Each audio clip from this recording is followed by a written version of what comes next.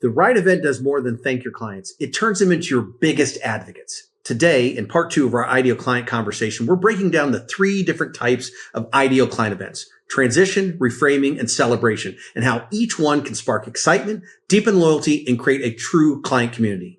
Let's get started. This is The Rare Advisor, a show for financial advisors who want to build and grow their practice through the use of a business model supercharged by recurring and repeatable events. The Rare Advisor is brought to you by the Advisor Protocol Consulting team at USA Financial.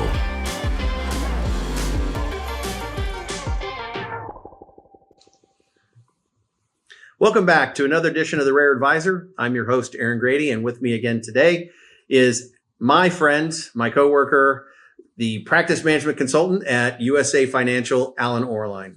Thanks, Allan, for joining me again. Absolutely, Aaron. Always happy to join. Thanks again for having me. The other day, I was having a conversation with Steve about ideal client events. And as part of that conversation, as we were talking about the value of these events, it dawned on me during the conversation that conversation was only part of the message and part of the story. That these ideal client events, which are a tool that we have developed over time with our advisory clients to help them build a sense of community, to elevate their top client relationships, to share a message of appreciation, to dig a moat and to insulate their top clients around their best clients, to help continue to retain those top relationships. That these ideal client events, these exclusive events for them, aren't just about celebrating those relationships. That over time, you and I have worked with many clients, many advisory clients, to develop these same events to be used to accomplish other tasks. And over the last couple of years, you and I have spent a lot of time kind of really narrowing the approach and really refining how those are to be used. And so I wanted to get you on this. I mentioned at the back end of that other call that this was going to be part 2, is that there was going to be an opportunity for us to talk about what are the 3 primary ways, or 3 types of events that you can leverage ideal client events to really make an impact on your clients. And so with that, I'll let you kind of pick up the ball and let you share with our audience what kind of give us an overview of what those 3 types of events are. Sure. So as we were kind of working through this over the last year, the 3 main types of ideal client events that we really landed on were for a transition, for a reframing, and then also the ideal client celebration event that I think is the one that you referred to in your last discussion with Steve. So just to give you a real quick breakdown on what really each one entails. For the transition event, that it usually follows kind of a major change within the firm. So you're changing broker-dealers, you're joining a new RIA, you're celebrating an upcoming succession, things like that. When it comes to the reframing ideal client event, that typically follows completing, the total client engagement coaching that both you and I work with. But also it's the retooling process. It's showcasing new enhancements. Maybe you've created a new proprietary process and you've got a new client onboarding experience that you want to showcase as well. So that's the typical event type that would follow that type of change. And then lastly is the ideal client celebration event. Now, the main purpose of this is kind of like an appreciation event, but it's also built around, community building, building advocacy, without requiring a lot of the traditional follow-ups that cover the previous 2 types of ideal client events. I love it. So let's dig in. So let's take the very first one. Let's take the transition event, which, quite frankly, right now with the environment that we find ourselves in the industry, lots of M&A, lots of succession conversations, lots of movement in the marketplace. We see what's been going on with a lot of the big players, one acquiring another, or just, sometimes it's time for a change of relationship. Let's talk about that. Actually, quite frankly, before we talk about transition, let's really take a second and kind of take a step back and let's define a little closer the why around this. I did this with Steve on our last call. I know I mentioned it kind of in the open, some of the elements, but the idea around doing these events, it's really a tailored social gathering. So if you haven't watched the previous video, I would encourage you to go back and watch it, but understand that this is a tailored social gathering for your most valued client relationships. This is designed really, I mentioned retention, appreciation, but it's about driving advocacy. It's about replicating your best client relationships. Now understand some of the types we're going to talk about with the transition and such. Some of these, the advocacy element, the retention elements are kind of secondary with a couple of these, but it's still part of the process because, Allan, I know you would agree with this. If I'm one of your best clients, the idea of, hey, you're getting to hear something before everybody else does is important. And so I think using these events for a practical purpose, the transition or the reframing, outside of just doing it for celebration, I think is important. But we never can lose sight of the fact that regardless, that these events are very special because they allow you to build community, build client retention, show appreciation, and ultimately drive client advocacy with your best clients.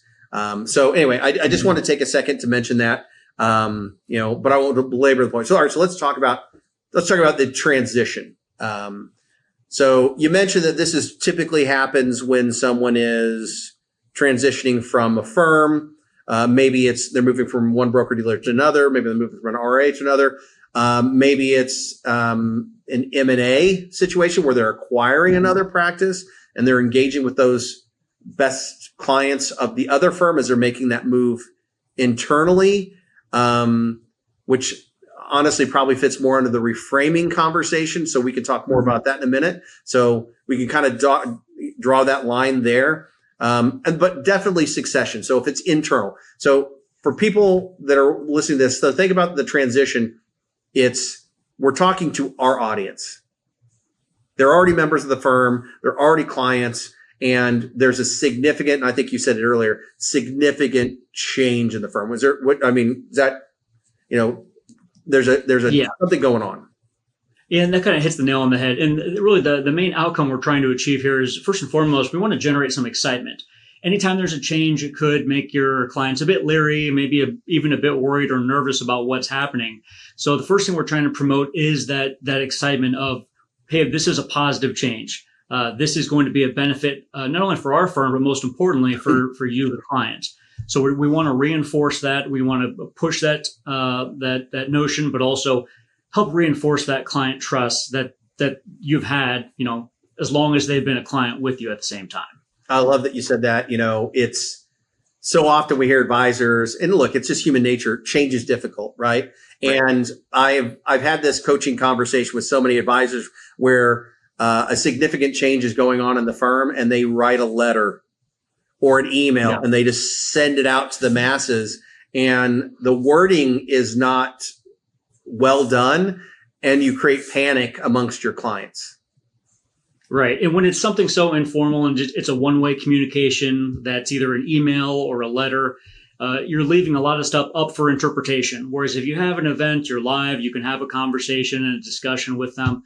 It just comes off a lot better. And it's a great opportunity to, again, celebrate some of your very best clients. I love it. So you talk about very best clients. So who's the audience for this event?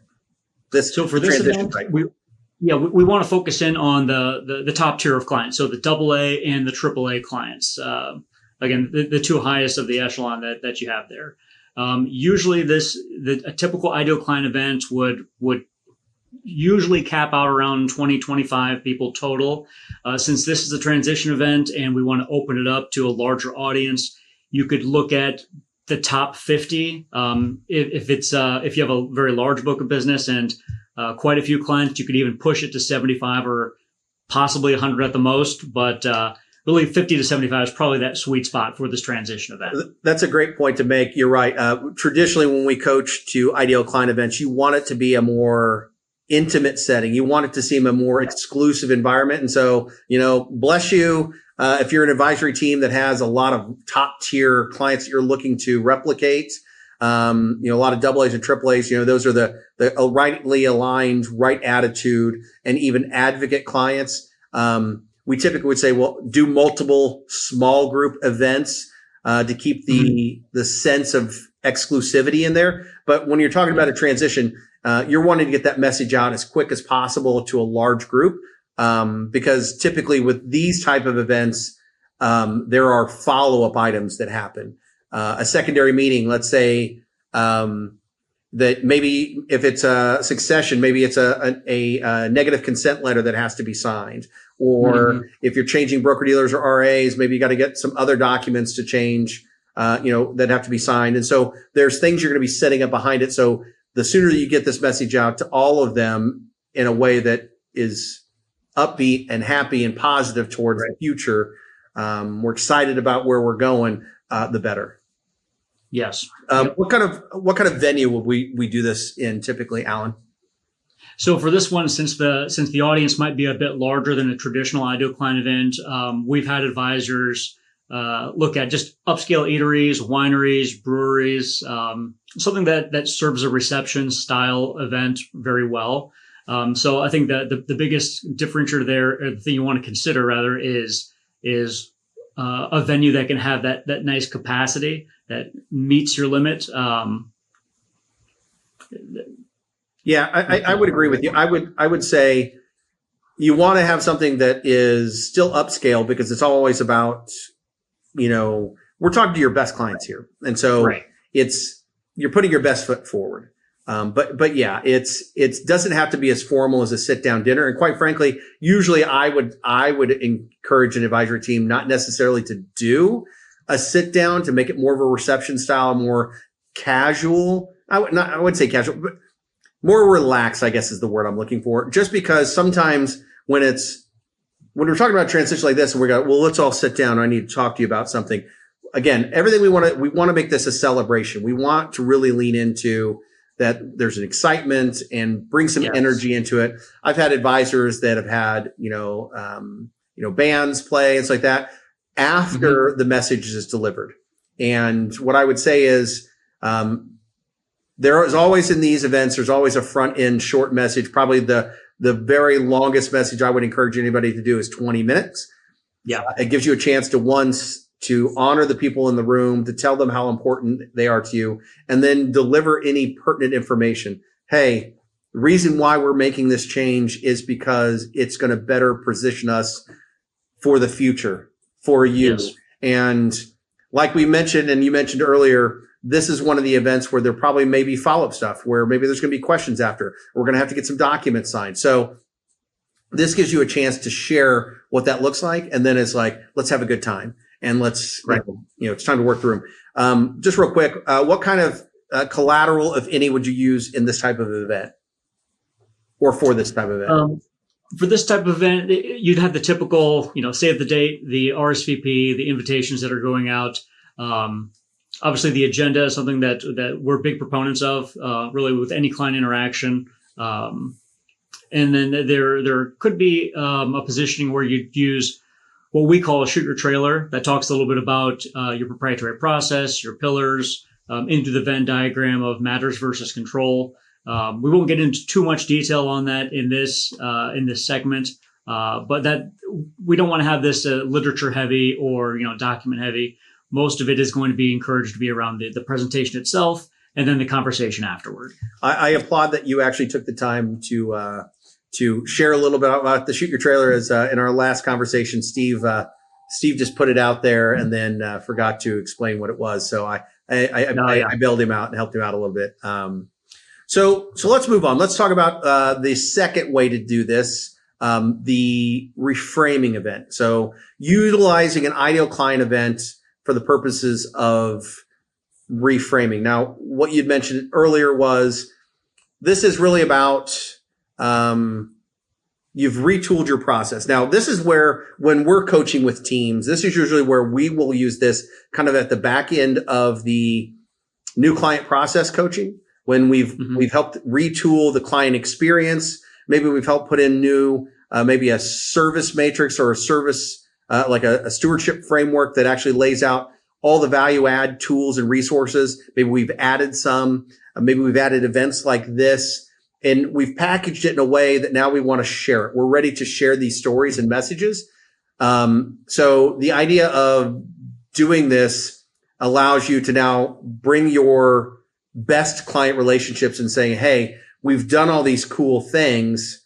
And now we want to share it with you. We want to share what it looks like to be a new client. We want to share what these new enhancements are for you, or at least tee up the idea of them, because the reframing is always an ideal client event for the sake of reframing is always used to tee up the reframing process, which is typically one or two appointments with these clients to sit down one-on-one, answer questions, share with them personally what these enhancements mean to them. And if you've retooled your new client experience, you get to allow them to live through an abbreviated version of what that new client experience looks like. Because I can tell someone about an experience. Hey, I went to Barbados and this is what it was like, and the concierge, all stuff. But if I send them to Barbados and they get to live through it themselves, right, now it's a whole different experience. So, absolutely. Are there any other thoughts you would add to kind of the highlighting, what the outcomes are for what we're seeking from this?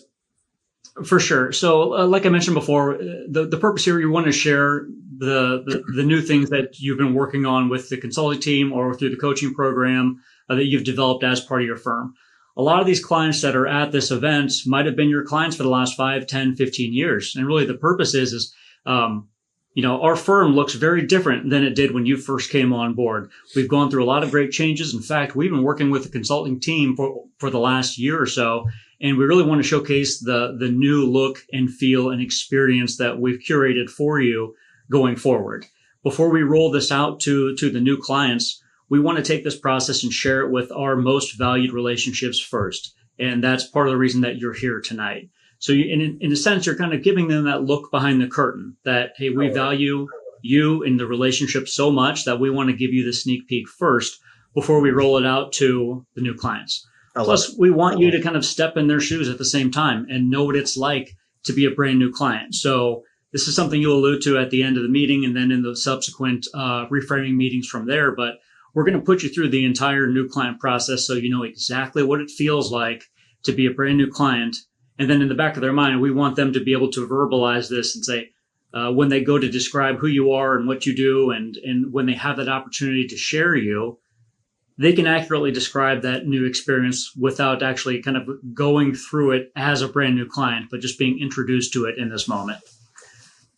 I love it, Allan. And as we talked about a moment ago, the audience for this is AA's and AAA's, right? Correct. Yep. The AA's and the AAA's. And in this setting, this is where we would typically say, make it the smaller settings. If you've got a bunch, let's say you've got 50, that fit into that, you want to limit the number of households. So, if you want to keep the number in the room to about 25 is what we typically suggest. Would you agree with that? I agree. Yep. So it's 10 to 12 households, 25 people total. We want this to be a smaller, private, exclusive feel. And that'll be conveyed as well in the invitations that are created by our fantastic marketing team. We wanted to kind of have that wedding invite, black tie event type of atmosphere. So that's really the goal that we're trying to achieve. I love it. So you mentioned black tie. So the venue for this type of, we're getting ready to reframe the relationship. We've made all these new enhancements. Venue, what are we looking at? So typically for this, we'll suggest a more upscale restaurant. A bit more formal. The one that comes to mind now is there's a fantastic new restaurant here in Kansas City called 1587. It's very exclusive to the point where we can't even get reservations to get in unless you know someone. So, Aaron, you've probably got a better chance of getting in than I do. But I've got about 4 pending reservations I'm waiting to hear back on. But I've got nothing yet. So. I looked at the menu last night, and I'm going to have to take out a second mortgage. So. It's very exclusive. So you're right. a very formal, a very Yep. exclusive we say black tie look. You know your audience, you know your clients. Would you make your clients wear black tie? Probably not. Right. But the sense of the feel of it, and I think what you're conveying is absolutely right. And I do the same thing, is if you were going to invite someone to the Oscars, the invitation, it's, foil lined envelope, there's a save the date that goes out ahead of time. There's a beautiful, well put together linen invitation that talks about exclusive event for our most ideal client relationships. This is something, this is where you really you want to make an impression that, hey, look, you're important, and everything that's coming after this is because we want to share. We're building a sense of excitement, right? So, right. And then quickly on top of that, with the upscale restaurants, something maybe in a private room where you're separated from, the rest of the population of the restaurant. So again, it continues that intimate feel. Absolutely. Yeah. And that's part of, I think the element of that you're talking about too kind of comes back to some of our best practices. And we can talk more about those best practices here in just a moment too. So let's talk about the last one. Now, this kind of piggybacks on the conversation I had with Steve the other day when we were talking about the ideal client event used as a celebration. Now, the idea in an ideal situation, these would be done after you've done the work and you've done the reframing. And now this is something that you do ongoing. But we have some advisors who maybe want to start building a sense of community with their clients ahead of time. And so they say, hey, look, I want to, I've been doing client appreciation events. I've been doing the summer barbecues, but that's broadcasting. That's sending the wide net. Now I want to get more narrow focused, and I want to narrowcast, and I really want to focus on building advocacy with those clients that I really, I really value, my ideal client. And so this would be another way of adding, even if you hadn't done the reframing, this is another way where you could add another type of client event into your repertoire to really focus on those special relationships. You have thoughts on that as well, Allan? Yep. No, you say you nailed it right there. The purpose here is just continued appreciation for the top tier of clients. Again, AAAs and AAs, promoting community building, reminding them about advocacy, continuing to jumpstart that and foster that idea around being an advocacy worthy firm. Again, without requiring a lot of that follow up in the reframing meetings and so on.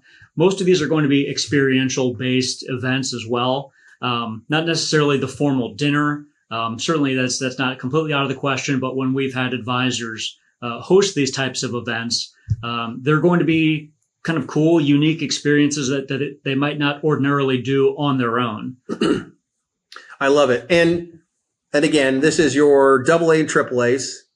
Yes. Probably keep these as to smaller groups, right? Correct. Yep. Smaller groups, very similar to the reframing, 20, 25, 10 to 12 households itself, but still to maintain that small, intimate feeling. And I would still probably say we would encourage people that if, let's say you haven't done the reframing and this is your first ideal client event, to do the first one as a more formal event. Mm-hmm. And then after that, this becomes and I would encourage advisors that once you get this up and running to do one or two of these every year. Yeah. Steve made a great point on our last call. He said, you wouldn't tell your family you love them once and then just hope that they get the sense for all the years later that you still love them, but you never yet say it or show it. This is another chance to continue to imprint a message. Advocacy is earned, right? So top of mind awareness, creating a special community. And again, you would use all the same stuff, the special save the date. You have a formal invite. Now, some of the stuff that you could potentially do on some of these later ones, you could even incorporate some client education into these, right? As well. Yeah, absolutely. Yep. We've had a few advisors take this opportunity to share access to new services within the firm, but also access to new investment options, product lines, things like that. And I like how you talked, the idea around, these events as they continue to evolve. Now you can create more experiential type things. I know you pointed this out before we got on the call. I had an advisor up in the Northwest who did an ideal client event, for some of his clients, and invited me to be a part of that so I could see what it was all about. And they did an experiential. They did something that was memorable, that had something tangible. They did a glass blowing event. So they went to a glass blowing studio, and every client got to make one of these beautiful bowls. And in those type of events, now you have an opportunity to take pictures. And maybe you create a picture and you frame it of them actually making that, and you give it to them with it. So these become lasting memories, these monuments to this special event and a special relationship. I had an advisor do a chocolate event. So the list goes on and on. There's all kinds of different unique, special ways that you can do these things. Yes. But ultimately what we're trying to, I'm sorry, go ahead, Alan. Okay, that's a fantastic example. I love sharing that example of the glass blowing event. We've had other advisors do just, fun, unique things like they'll organize a pickleball tournament where they'll bring in some food vendors, maybe a food truck. Some of it have even brought in a band as well. But things like painting events, manicure, pedicure events that we've had for some clients. The list goes on, and you can be as creative as you want with these types of events. And the beauty of it is the more creative that the event is, the more memorable it'll be, the more they'll want to talk about it to, friends, family, colleagues, whatever it happens to be. But you can really make an impact with these types of events. And ultimately, if you create we understand that these type of events, the transition, the reframing, the celebration, the transition, the reframing are more one-offs. Usually do those once, hopefully the reframing, as we mentioned earlier, you could use that to reframe once you've done stuff. You could use the reframing also that if you acquire another practice, you can use the reframing to reframe the relationship of the top clients from the other firm coming into yours, because they don't know your experience. They don't know what it looks like to be a client of yours. So there's elements of that as well. But the celebration one is one that can be used year over year to continue to deepen those relationships. And so, the idea is to understand and figure out, how do you incorporate this into your practice, and how do you leverage these type of things to, really kind of build organic growth and retention. Because it's also about retaining your clients. And ultimately, here's kind of one of the last few things I'll say as well. Advisors, eventually, if you start doing these events year over year, you can even create a save the date for the entire year. Here's what's to come, a calendar of events. You say, hey, look, and these become destination type events. These become things that people look forward to. They circle on the calendar, don't want to miss it. They will reschedule other things because they want to be part of what you've created. And you want to chalk it up on the list of making a deep, meaningful contact or connection with your best clients. You've exceeded their expectations. You've done the job of being an excellent and an amazing financial advisor. And now you've become kind of a center of influence and a center of the community. So final thoughts. Transition, reframing, celebration. Key thing is figure out which one is actually the one that is most suitable for what you're trying to do. Remember, ideal client events are more than just dinner parties. They are opportunities to elevate your practice and deepen relationships and create advocates who really want to tell your story. So, Alan, thank you again so much for being part of the call today. We do have a couple of tools and resources. We have kind of an overview of these three types of events. We have a best practices guide and checklist for the ideal client events. If you'd like to see copies of either or both of those, please reach out to us. And as always, if you like what you hear, like and subscribe.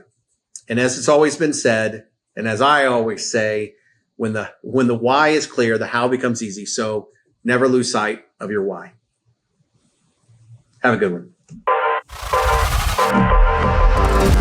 This information is for licensed financial professionals only and is not intended for use in soliciting sales from the public. The views expressed represent the opinions of the presenter or their featured guest, not necessarily those of USA Financial or its affiliated subsidiaries. Industry references are generic and not intended to represent actions or beliefs of any individual or entity. Content is only presented to illustrate general principles, beliefs, or ideas and should not be construed as legal or regulatory advice. Trademark and copyright protected. USA Financial and Affiliates.